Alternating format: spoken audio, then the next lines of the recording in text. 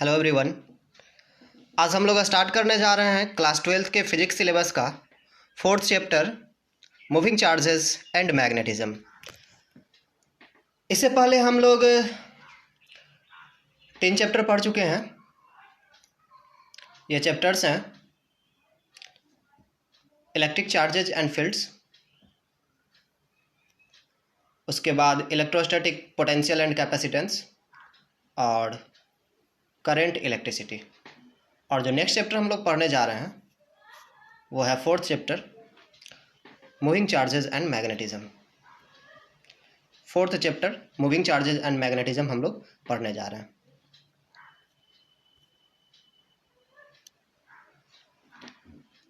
तो इस चैप्टर को स्टार्ट करने से पहले मैं आपको बता दूं कि ये chapter moving charges and magnetism 3rd unit में है। 3rd यूनिट का नाम है इलेक्ट्रोमैग्नेटिज्म। 3rd यूनिट का नाम है इलेक्ट्रोमैग्नेटिज्म। और चूँकि ये इंट्रोडक्शन है, इस वीडियो में मैं आपको इस यूनिट का सिर्फ इंट्रोडक्शन देने वाला हूँ, इसलिए मैं बोर्ड पर आपके सामने नहीं हूँ। और इस वीडियो में मैं सिर्फ आपको इस 3rd यूनिट जो कि इलेक्ट्रोमैग्नेटिज्म है इसका इंट्रोडक्शन देने वाला हूँ। और नेक्स्ट वीडियो में जो है हम लोग चैप्टर 4 स्टार्ट करेंगे, यानी chapter moving charges and magnetism start करेंगे। आप लोग इससे पहले भी पढ़े हुए हैं क्लास 10th के सिलेबस में मैग्नेट के बारे में। मैग्नेट एक ऐसा सबस्टांस है जो कि आयरन, कोबाल्ट, निकेल और उनके कुछ एलॉयज़, इस तरह के सबस्टांसेस को जो है अपनी ओर अट्रैक्ट करता है। और नेचुरली जो मैग्नेट मिलता है वो और कुछ नहीं, आयरन का ही एक ओड है जिसे हम लोग मैग्नेटाइट बोलते हैं, और इसका केमिकल फार्मूला होता है Fe3O4। मैग्नेट वर्ड जो है ये डिराइव हुआ है एक आइलैंड के नाम से। ग्रीक में एक आइलैंड है मैग्नीशिया, जहाँ पर सबसे पहले मैग्नेटिक ओड यानी मैग्नेटाइट के डिपॉजिट जो हैं पाए गए थे। लगभग 600 BC में जो है ये पाए गए थे। और काफ़ी पुराने समय से ही लोगों को मैग्नेट के डायरेक्शनल प्रॉपर्टीज़ के बारे में पता था। आप लोग भी पढ़े हैं क्लास 10th के सिलेबस में एक बार मैग्नेट मतलब जो रॉड शेप का हो, है ना, ये thin long piece of magnet. इसे जब हम लोग सस्पेंड करते हैं फ्रीली इन्हें यदि लटकाया जाए तो ये हमेशा नॉर्थ साउथ डायरेक्शन में इंडिकेट करते हैं।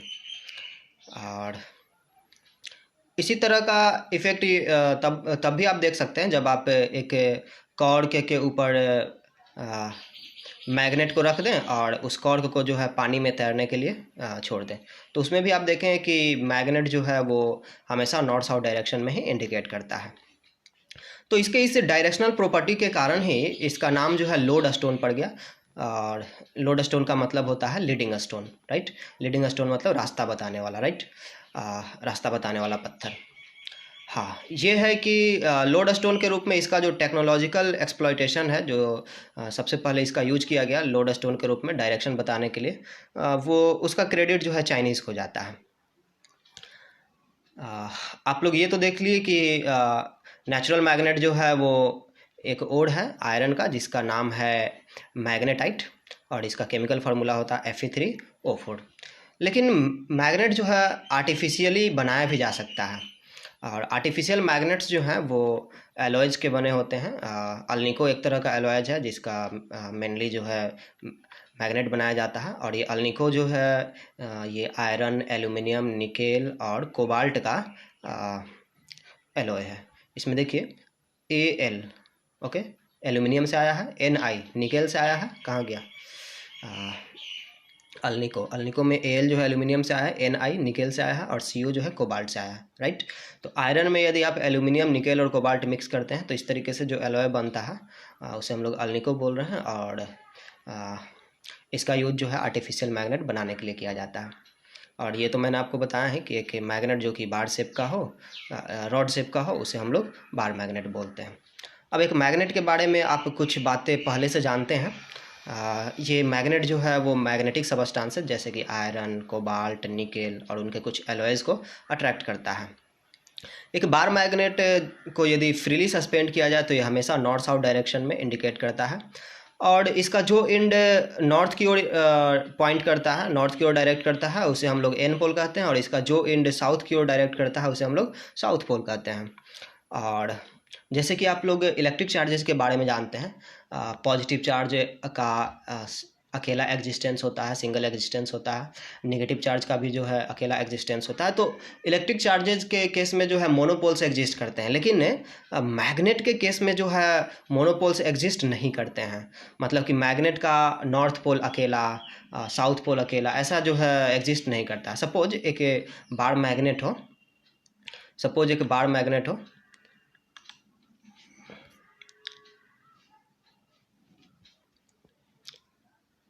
इस तरीके से, और इसे जो है दो टुकड़ों में बांट दिया जाए। तो ऐसा नहीं है कि ये लेफ़्ट जो है ये नॉर्थ हो गया और ये राइट जो है ये साउथ हो गया, ऐसा कुछ नहीं होता है। ये दोनों टुकड़े जो हैं एक डाइपोल हैं। ओके, दोनों टुकड़ों में जो है ये नॉर्थ पोल भी होगा, साउथ पोल भी होगा, इसमें भी नॉर्थ पोल भी होगा और साउथ पोल भी होगा। तो इस तरीके से यदि एक बार मैग्नेट को दो टुकड़ों में तोड़ दिया जाए तो इससे जो है हमें दो मैग्नेट्स मिलते हैं। ओके, इससे जो हमें दो मैग्नेट्स मिलते हैं। हाँ, ये अलग बात है कि दोनों मैग्नेट का जो मैग्नेटिक प्रॉपर्टी होगा, जो स्ट्रेंथ होगा, वो पहले वाले मैग्नेट जो बड़ा मैग्नेट था उसके कंपैरिजन में कम होगा, उससे वो वीकर फील्ड प्रोड्यूस करेगा। लेकिन दोनों ही जो हैं वो मैग्नेटिक डाइपोल्स ही होंगे। मैग्नेटिक मोनोपोल्स जो हैं वो एग्जिस्ट नहीं करते हैं। कहने का मतलब एक मैग्नेट का नॉर्थ पोल अलग अकेला आइसोलेटेड नॉर्थ पोल आपको एग्जिस्ट नहीं करता है, आइसोलेटेड नॉर्थ पोल आपको नहीं मिलेगा, आइसोलेटेड साउथ पोल भी नहीं मिलेगा। साउथ और नॉर्थ पोल दोनों जो हैं एक साथ मिलते हैं, इसलिए हम कहेंगे कि जब भी एग्जिस्ट करेगा मैग्नेटिक डाइपोल ही एग्जिस्ट करेगा, मैग्नेटिक मोनोपोल एग्जिस्ट नहीं करता है। ये मैग्नेटिक फील्ड क्या है? Just like field formation concept तो आप लोग जानते हैं फराडे का। जैसे कि एक चार्ज दूसरे चार्ज से कैसे इंटरेक्ट करता है, तो इस फैक्ट को एक्सप्लेन करने के लिए फराडे ने फील्ड फॉर्मेशन कॉन्सेप्ट दिया था। तो सिर्फ इसी फैक्ट को एक्सप्लेन करने के लिए फराडे ने फील्ड फॉर्मेशन कॉन्सेप्ट नहीं दिया था, बल्कि एक मैग्नेट दूसरे मैग्नेट को कैसे अट्रैक्ट करता है, या फिर एक ऑब्जेक्ट जिसके पास मास हो वो दूसरे ऑब्जेक्ट को किस तरीके से अट्रैक्ट करता है, इन सारे फैक्ट्स को एक्सप्लेन करने के लिए जो है फराडे ने फील्ड फॉर्मेशन कॉन्सेप्ट दिया था। और फील्ड फॉर्मेशन कॉन्सेप्ट के अकॉर्डिंग जो है एक मैग्नेट जो है अपने चारों तरफ एक रीजन क्रिएट करता है, जहाँ पर कोई दूसरा मैग्नेटिक सबस्टांस रखा जाए तो उस पर वो फोर्स लगता है, वो फोर्स एक्सपीरियंस करता है। तो उस रीजन को जो है हम लोग बोलते हैं मैग्नेटिक फील्ड। मैग्नेटिक फील्ड को जो है हम लोग बी वेक्टर से डिनोट किया करेंगे। जैसे आप लोग इलेक्ट्रिक फील्ड को ई वेक्टर से डिनोट किया करते थे, वैसे ही मैग्नेटिक फील्ड को हम लोग बी वेक्टर से डिनोट किया करेंगे। और इसका ऐसा यूनिट जो है वो टेस्ला होता है, TESLA। टेस्ला जो एक साइंटिस्ट का नाम है, ओके, निकोला टेस्ला, राइट। और इसे हम लोग कैपिटल T से डिनोट किया करेंगे। और just like electric field lines, magnetic field lines जो है वो मैग्नेटिक फील्ड को रिप्रेजेंट करते हैं। और मैग्नेटिक फील्ड लाइंस को जो है कुछ प्रॉपर्टीज असाइन किए गए हैं फराडे के द्वारा, जो कि कुछ इस तरीके से हैं। मैग्नेटिक फील्ड लाइंस जो है वो भी कंटिन्यूस होते हैं इलेक्ट्रिक फील्ड लाइंस की तरह ही, लेकिन इलेक्ट्रिक फील्ड लाइंस जो है क्लोज लूप प्रोड्यूस नहीं बनाते थे, और मैग्नेटिक फील्ड लाइंस जो है वो क्लोज लूप बनाते हैं। ये बात आप लोग ध्यान रखेंगे। मैग्नेटिक फील्ड लाइंस जो हैं वो क्लोज लूप का फॉर्मेशन करते हैं। Unlike electric field lines, magnetic field lines form close loops, okay. और उसके बाद एक मैग्नेट के बाहर यदि हम लोग बात करें तो मैग्नेटिक फील्ड जो है उसके एन पोल से निकलता है और उसके साउथ पोल में इंटर करता है। और चूंकि इसे एक क्लोज लूप का फॉर्मेशन करना है, इसलिए एक मैग्नेट के अंदर जो है मैग्नेटिक फील्ड का डायरेक्शन जो है वो S pole to N pole की ओर होता है, ओके।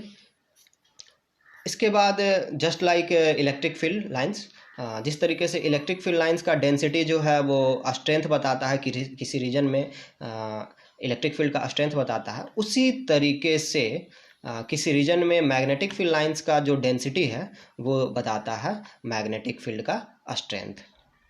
और अगेन ये बात याद रखिएगा, मैग्नेटिक फील्ड लाइंस भी जो हैं एक दूसरे को इंटरसेक्ट नहीं कर सकते हैं।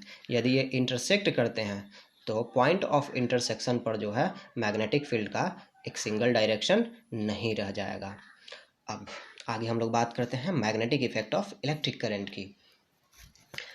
ये सब कुछ अब तक जो मैंने आपको बताया ये पहले पढ़ा जाता था एक टॉपिक में जिसे हम लोग कहते थे मैग्नेटिज्म, ओके। लेकिन ऑर्स्टेड ने एक ऑब्जर्वेशन किया था, ओके। एक लेक्चर दे रहे थे वो, और उसी दौरान जो है उन्हें कुछ ऑब्जर्वेशन दिखा, उन्हें कुछ अजीब दिखा। वो लेक्चर दे रहे थे और माइक का जो वायर होता है उस वायर के आसपास एक कंपास निडल था, ठीक है। और आप जानते हैं माइक में जब हम लोग बोलते हैं तो वो साउंड जो है इलेक्ट्रिसिटी में, इलेक्ट्रिक करंट में कन्वर्ट हो जाया करता है और वो वायर के थ्रू फ्लो करता है, एम्पलीफायर तक जाता है। तो वायर से जब इलेक्ट्रिक करंट फ्लो कर रहा था, जब जब बोल रहे थे तब तक जो है वायर से इलेक्ट्रिक करंट फ्लो कर रहा था, और उस समय कंपास निडल में जो है एक डिफ्लेक्शन दिख रहा था। कंपास निडल क्या है? ये लोड स्टोन है, मतलब डायरेक्शन बताने के लिए जो है इसका यूज किया जाता है। तो कंपास निडल जो है नॉर्थ साउथ डायरेक्शन को इंडिकेट करता है। लेकिन जब भी माइक में बोला जा रहा था और ये करंट जो है माइक के वायर से फ्लो कर रहा था, तब जो है कंपास निडल जो है डिफ्लेक्ट हो जाता था, वो एक्चुअल डायरेक्शन शो नहीं कर रहा था। तो ऑर्स्टेड ने इस फिनोमेनन को जो है इन्वेस्टिगेट किया और उन्होंने पाया कि सही में करंट फ्लो करने के कारण ही जो है कंपास निडल जो है वो डिफ्लेक्ट होता है। और इसका डिफ्लेक्शन जो है वो कुछ इस तरीके से था। सपोज ये वायर को मैं यहाँ पे रिप्रेजेंट कर रहा हूँ, वायर जो है इस प्लेन के परपेंडिकुलर है। सपोज ये आउट ऑफ प्लेन है वायर और यहाँ पर जो है इनटू द प्लेन है। तो इसमें करंट जो है बाहर की ओर निकल रहा है परपेंडिकुलर डायरेक्शन में। जो प्लेन है ना, ये जो प्लेन आपको दिख रहा है, इस प्लेन के परपेंडिकुलर डायरेक्शन में बाहर की ओर आ रहा है करंट, और इसमें जो है करंट प्लेन के परपेंडिकुलर डायरेक्शन में अंदर की ओर जा रहा है। तो कंपास निडल का जो डिफ्लेक्शन था वो एक सर्किल के टेंजेंशियल है, एक ऐसा सर्किल जिसका प्लेन वायर के लेंथ के परपेंडिकुलर हो या करंट के डायरेक्शन के परपेंडिकुलर हो। एक ऐसा सर्किल जिसका प्लेन करंट के डायरेक्शन के परपेंडिकुलर हो, उस सर्किल के टेंजेंशियल था कंपास निडल का डिफ्लेक्शन। उस सर्किल के टेंजेंशियल था कंपास निडल का डिफ्लेक्शन, ओके। तो कंपास निडल को यदि हम एक वायर के आसपास रखते हैं तो हम देखते हैं और उसको घुमाते हैं चारों तरफ, तो हम देखते हैं कि उस पर जो डिफ्लेक्शन है, उस पर जो फोर्स लग रहा है, उस फोर्स का डायरेक्शन एक सर्किल के टेंजेंशियल है, राइट। और इन सारे डायरेक्शंस को यदि मिला दिया जाए तो हमें जो है एक सर्किल मिल जाया करता है। तो ये जो है ऑर्स्टेड के एक्सपेरिमेंट से ये क्लियर हुआ था। और ये भी क्लियर हुआ था कि जब डायरेक्शन रिवर्स कर देते हैं तो डिफ्लेक्शन का डायरेक्शन भी रिवर्स हो जाता है। इसमें आप देख सकते हैं करंट आउट ऑफ प्लेन है तो नॉर्थ जो है, नॉर्थ और साउथ का डिफ्लेक्शन आप लोग देखिए, ब्लू कलर का जो पॉइंट दिख रहा है वो नॉर्थ है और वाइट कलर का जो पॉइंट है वो साउथ है। तो आप लोग देख सकते हैं डिफ्लेक्शन का डायरेक्शन क्या है और इसमें डिफ्लेक्शन का डायरेक्शन क्या है। तो करंट का डायरेक्शन रिवर्स करने पर जो है डिफ्लेक्शन का डायरेक्शन जो है वो रिवर्स हो जा रहा था। इसके अलावा जब करंट का मैग्नीट्यूड जब हम लोग वायर के नज़दीक लाते थे तो डिफ्लेक्शन जो है वो भी ज़्यादा दिखता था, ओके। और एक आयरन फिलिंग्स को भी जो है वायर के आसपास जो है स्प्रिंकल करके जो है एक्सपेरिमेंट किया गया था, तो जिसमें कि आयरन फिलिंग्स जो हैं सर्कुलर पैटर्न्स में अरेंज हो जाते हैं। तो इन सब को मिला जुला करके जो है ऑर्स्टेड ये कंक्लूड करते हैं कि एक करंट कैरिंग वायर जो है या फिर यूँ कहिए कि मूविंग चार्जेस या करंट जो है वो अपने चारों तरफ के स्पेस में जो है मैग्नेटिक फील्ड क्रिएट करते हैं। थोड़ा देर पहले मैंने आप लोगों को बताया था कि पहले जो है इलेक्ट्रिसिटी और मैग्नेटिज्म जो है वो अलग अलग टॉपिक्स थे, ये दोनों सेपरेट सब्जेक्ट्स हैं। जहाँ इलेक्ट्रिसिटी में जो है चार्जेस के बारे में बात की जाती थी, जैसे कि ग्लास रॉड को सिल्क क्लॉथ से रब किया गया तो उस पर चार्ज जनरेट हुआ। बिल्ली के खाल के साथ जब आम्बर रॉड को या प्लास्टिक रॉड को रब किया गया तो उस पर जो चार्ज आया उसके बारे में बात की जा रही थी। बैटरी के बारे में बात की जा रही थी, लाइटनिंग के बारे में बात की जा रही थी। तो ये सब जो है इलेक्ट्रोस्टैटिक में हम लोग पढ़ते थे। तो ये इलेक्ट्रिसिटी एक टॉपिक था, एक सब्जेक्ट था। और दूसरा सब्जेक्ट जो था वो मैग्नेट से रिलेटेड था, जिसमें मैग्नेट से रिलेटेड फिनोमेना, मैग्नेट, आयरन का और उसके जैसे सबस्टांसेस के बीच जो इंटरेक्शन था उससे रिलेटेड स्टडी जो है हम लोग मैग्नेटिज्म में करते थे। लेकिन ऑर्स्टेड जो है 1820 में ये दिखाते हैं कि एक कंपास निडल जो है वो करंट के कारण डिफ्लेक्ट हो जाता है, और इस फैक्ट को जो है एम्पियर और फराडे भी सपोर्ट करते हैं। लिहाजा फराडे ने जो है इलेक्ट्रोमैग्नेटिक फिनोमेनन को डिस्कवर भी किया था, जिसमें कि एक मैग्नेट को जो है एक सर्कुलर लूप के आसपास मूव करने पर जो है, एक मैग्नेट को एक सर्कुलर लूप के आसपास मूव करने पर जो है उस लूप में करंट इंड्यूस हो जाता था। इस फिनोमेनन को फराडे ने डिस्कवर भी किया था। तो एम्पियर और फराडे ने जो है इस फैक्ट को सपोर्ट किया कि इलेक्ट्रिकल फिनोमेनन जो है वो मैग्नेटिक फिनोमेनन प्रोड्यूस कर सकता है, और मैग्नेटिक फिनोमेनन जो है वो इलेक्ट्रिकल फिनोमेनन प्रोड्यूस कर सकता है। हाँ, और इससे एक फैक्ट ये पता चला कि ये जो दो टॉपिक्स हैं, दो सब्जेक्ट्स हैं, इलेक्ट्रिसिटी और मैग्नेटिज्म, ये दोनों जो हैं यूनिफाई किए जा सकते हैं। और ऐसा हो भी गया जब 1864 में मैक्सवेल और लॉरेंज जो हैं इलेक्ट्रोमैग्नेटिक थ्योरी रखते हैं। ओके, इलेक्ट्रोमैग्नेटिक थ्योरी रखते हैं और इन दोनों को यूनिफाई कर देते हैं। तो इस फील्ड को जो है हम लोग बोलते हैं इलेक्ट्रोमैग्नेटिज्म। ओके, तो मेनली जो है ये फार्मूलेट किया गया था मैक्सवेल के द्वारा, और इनको फार्मूलेट करके ही जो है इलेक्ट्रोमैग्नेटिक वेव्स जो हैं वो डिस्कवर हुए थे, जो कि जेम्स मैक्सवेल ने किया था। तो ये जो थर्ड यूनिट है, इसमें क्लास 12 के सिलेबस में आप कौन कौन सा चैप्टर पढ़ेंगे, सो मैं आपको बताने जा रहा हूँ।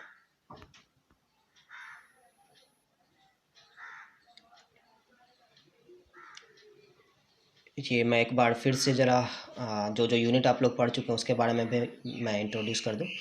फर्स्ट यूनिट था आपका इलेक्ट्रोस्टैटिक्स, जिसमें दो चैप्टर आप लोगों ने पढ़ा, इलेक्ट्रिक चार्जेज एंड फील्ड्स और इलेक्ट्रोस्टैटिक पोटेंशियल एंड कैपेसिटेंस। और दूसरा यूनिट था इलेक्ट्रिक करंट्स, जिसमें आपने करंट इलेक्ट्रिसिटी चैप्टर पढ़ा था। और ये थर्ड यूनिट है इलेक्ट्रोमैग्नेटिज्म। इलेक्ट्रोमैग्नेटिज्म में आप लोग फर्स्ट चैप्टर जो पढ़ेंगे, जो कि चैप्टर 4 है, मूविंग चार्जेस एंड मैग्नेटिज्म। इसमें आप लोग ये देखेंगे कि जब चार्जेस मूव कर रहे हों, चार्जेस यूनिफॉर्म मोशन में हो, तब जो है वो मैग्नेटिक इफेक्ट प्रोड्यूस करते हैं, ये आप लोग पढ़ेंगे। फिर चैप्टर 5 में आप लोग मैग्नेटिज्म एंड मैटर के बारे में पढ़ेंगे। सबस्टांसेस जो है उनका जो मैग्नेटिक बिहेवियर है, एक मैग्नेट के टुवार्ड्स जो है अलग अलग सबस्टांसेस का बिहेवियर कैसा होता है, कौन सा सबस्टांस एक मैग्नेट को अट्रैक्ट करता है, कौन सा सबस्टांस एक मैग्नेट को रिपेल करता है, कौन स्ट्रांगली अट्रैक्ट करता है, कौन वीक फोर्स से अट्रैक्ट करता है, इन सब के बारे में जो हम लोग पढ़ेंगे मूविंग चार्जेस एंड मैग्नेटिज्म में।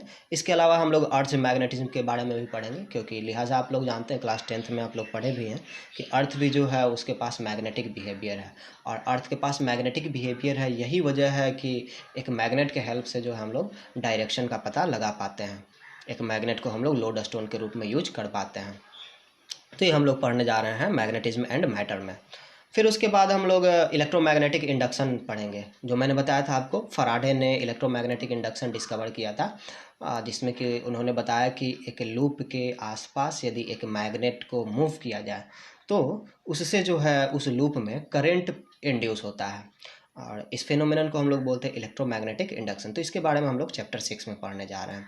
और इलेक्ट्रोमैग्नेटिक इंडक्शन जो प्रिंसिपल है, इस प्रिंसिपल को यूज करके जो है एक जनरेटर हम लोग बनाएंगे जो कि करंट प्रोड्यूस करेगा। इससे पहले तक हम लोग करंट जो है, जो थर्ड चैप्टर में हमने करंट प्रोड्यूस किया था, वो बैटरी के हेल्प से प्रोड्यूस कर रहे थे। पोटेंशियल डिफरेंस क्रिएट करने के लिए हम लोग बैटरी का या सेल का यूज कर रहे थे, लेकिन इस चैप्टर में हम लोग एक डिवाइस बनाएंगे जिसे हम लोग बोलते हैं इलेक्ट्रिक जनरेटर, और इलेक्ट्रिक जनरेटर के हेल्प से जो है हम लोग करंट प्रोड्यूस करेंगे, ईएमएफ प्रोड्यूस करेंगे। लेकिन जानते हैं इसका जो ईएमएफ होगा वो पीरियोडिक होगा, साइनसॉइडली वैरी करेगा, और उसका जो पोलरिटी है वो अल्टरनेटली बदलता रहेगा। करंट का डायरेक्शन भी जो है वो अल्टरनेटली बदलता रहेगा। तो इस तरह का जो करंट मिलता है उस करंट को हम लोग बोलते हैं अल्टरनेटिंग करंट। उसके बारे में जो है हम लोग 7th चैप्टर में पढ़ेंगे। और फिर आप लोगों को पता है कि मैक्सवेल ने जो है इलेक्ट्रिसिटी और मैग्नेटिज्म में दोनों टॉपिक्स को, दोनों सब्जेक्ट को जो है यूनिफाई किया। तो उसका जो यूनिफिकेशन था उसे हम लोग पढ़ेंगे इलेक्ट्रोमैग्नेटिक वेव्स चैप्टर में। हाँ, लेकिन उसमें जो हम लोग कैलकुलेशंस में नहीं जाएंगे। मैक्सवेल ने क्या क्या कैलकुलेशंस किए वो जो है कैलकुलस पर बेस्ड है, और इसलिए जो है उसमें हम लोग नहीं जाएंगे, वो आपके सिलेबस में नहीं है। लेकिन उसका जो रिजल्ट था उस रिजल्ट पे हम लोग सिर्फ आएंगे, उस रिजल्ट की हम लोग सिर्फ बात करेंगे। इलेक्ट्रोमैग्नेटिक वेव्स के जो टाइप्स होते हैं उनके बारे में हम लोग बात करेंगे। तो ये आपका थर्ड यूनिट होगा, जिसमें कि ये 1 2 3 4 5 चैप्टर्स जो हैं हम लोग को पढ़ने होंगे। बाकी के यूनिट्स का भी मैं इंट्रोडक्शन दे दूँ। नेक्स्ट यूनिट जो है वो ऑप्टिक्स है, जिसमें कि 2 चैप्टर हम लोग को पढ़ना है, ray optics and optical instruments और वेव ऑप्टिक्स। इसके बारे में मैं आगे जब पढ़ाऊँगा तो क्लियर हो जाएगा। और फिर यूनिट 5 पढ़ना है आपको, जो कि है मॉडर्न फिजिक्स, और इसमें जो है 3 चैप्टर है, dual nature of radiation and matter. Radiation मतलब वेव होता है, ओके। और नेक्स्ट चैप्टर होगा एटम्स, और उसके बाद का चैप्टर होगा न्यूक्लियाई। एटम्स वही जो आप लोग एटॉमिक स्ट्रक्चर क्लास 11 के केमिस्ट्री में पढ़े हैं, लेकिन वहाँ तक हमें नहीं जाना है। हम लोग नील्स बोर का जो मॉडल है वहीं तक पढ़ेंगे, और उसके पीछे जो फिजिक्स का जो बैकग्राउंड है, फिजिक्स ने किस तरीके से नील्स बोर के एटॉमिक मॉडल तक पहुँचने में मदद की है ना, उसके बारे में हम लोग पढ़ेंगे। फिर उसके बाद न्यूक्लियाई चैप्टर में पढ़ना है, जिसमें न्यूक्लियर रिएक्शंस वगैरह के बारे में जानेंगे, और न्यूक्लियर रिएक्टर के हेल्प से कैसे न्यूक्लियर एनर्जी प्रोड्यूस किया जाता है उसके बारे में हम लोग जानेंगे। और लास्ट यूनिट होगा इलेक्ट्रॉनिक्स, जिसमें कि 2 चैप्टर हैं, semiconductor electronics, materials devices and simple circuits, और कम्युनिकेशन सिस्टम। इसमें हम लोग सेमीकंडक्टर डिवाइसेस के बारे में पढ़ेंगे, जिसमें मेनली डायोड और ट्रांजिस्टर वगैरह होते हैं, जिसके हेल्प से radio circuit, TV circuit, mobile device के जो सर्किट्स हैं ये सब बनाए जाते हैं। और कम्युनिकेशन सिस्टम में हम लोग पढ़ेंगे कि किस तरीके से ब्रॉडकास्ट किया जाता है सिग्नल को, और फिर उसे किस तरीके से रिसीव किया जाता है, इसके बारे में हम लोग कम्युनिकेशन सिस्टम में पढ़ेंगे। तो आज के वीडियो में इतना ही, और चैप्टर हम लोग moving charger and magnetism start करेंगे नेक्स्ट वीडियो में। तो आज के लिए इतना ही, थैंक यू।